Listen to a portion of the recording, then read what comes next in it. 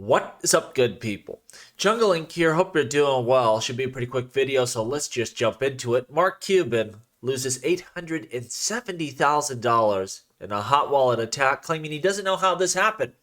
It's kind of like Avon Barksdale says. Just takes once. Just one time you don't disconnect your wallet.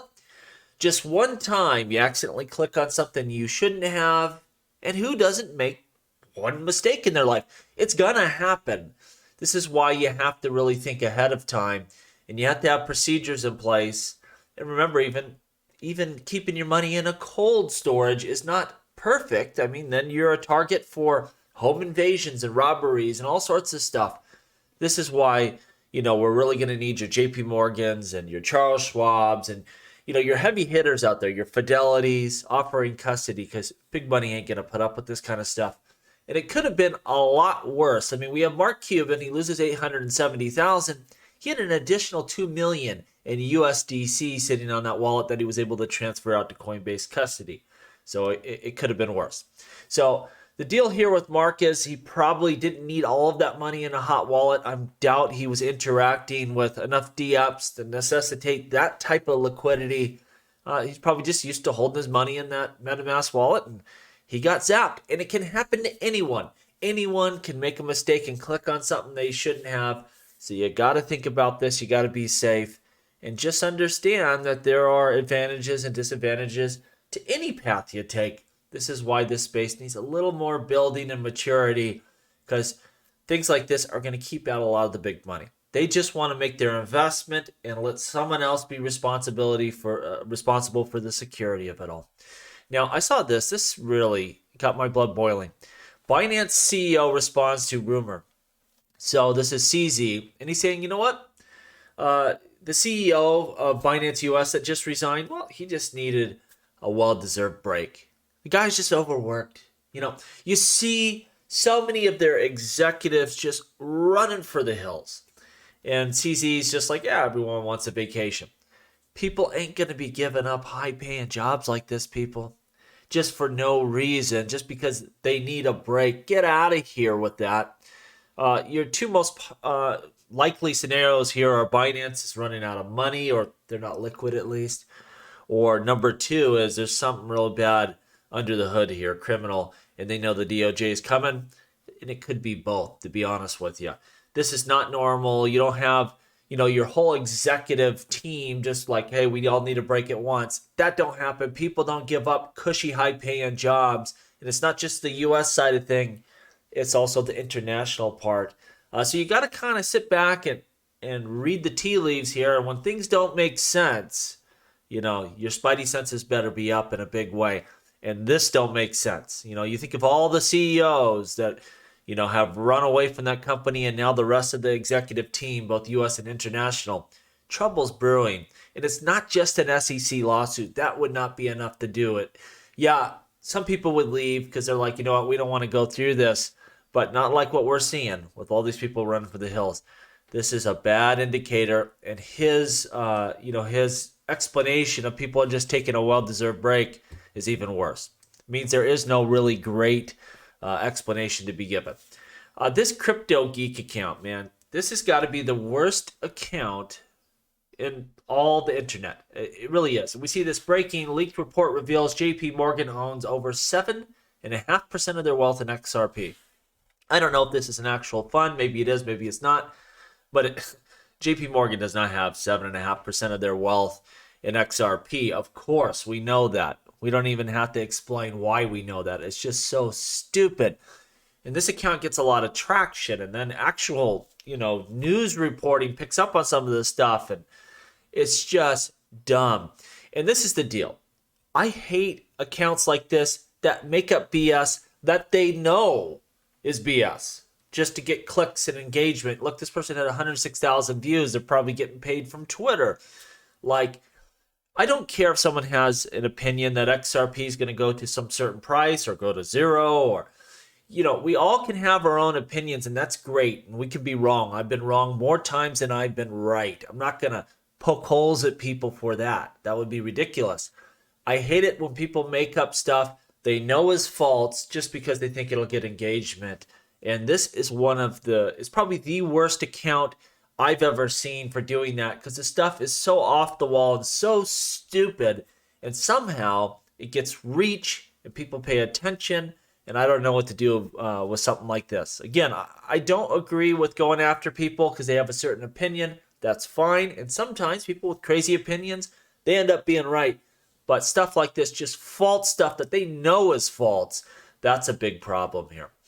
Now, I was reading through this Fidelity report, and it's interesting. It's actually a positive report for Ethereum, but I totally agree with this. It's talking about disadvantages of Ethereum compared to Bitcoin. And the first point on here, I think, is one to understand. And this is also a difference between Bitcoin and altcoins in general, but Ethereum is not complete. Now, everything has maintenance upgrades, it's software, but it's nowhere near that final vision of where they want to take Ethereum. And so yearly upgrades are expected, introducing reoccurring technical risks and unknowns that degrade its prospects as a store of value asset. So we don't know exactly what the Ethereum network will look like a year, 2 or 3 years from now. We don't know exactly what the rules of the game will be. The functionality, things like this, it adds extra risk to the table. I hear so many people saying that Ethereum is just going to run by Bitcoin. I'd be very surprised. And that's one of the big reasons. Again, there's a lot of unknown, there's a lot of risk, and we just don't know how this will play out as they continue building out this system. And one they didn't mention in this report, but I would add to it, is just competitors. There are so many people competing within this space for layer 1 smart contract blockchains, and they're smart people, and their systems, are very capable. And so there's a question of, is someone going to be like a Google to Yahoo, where they're getting crushed, but they flip that threshold and just run away with it? It could happen. You can't say that ETH cannot be overtaken, and there are a lot of people that are trying to do exactly that. So I would say, because of the unknown perspective of the upgrades and really what this network will look like a year, 2, 3 years from now, and the competition risk, I think both of those two things would hold Ethereum back from really being able to overtake Bitcoin. Let me know what you think down below, though. Interesting. I know a lot of people that think Ethereum's just going to blow right by it. We will see.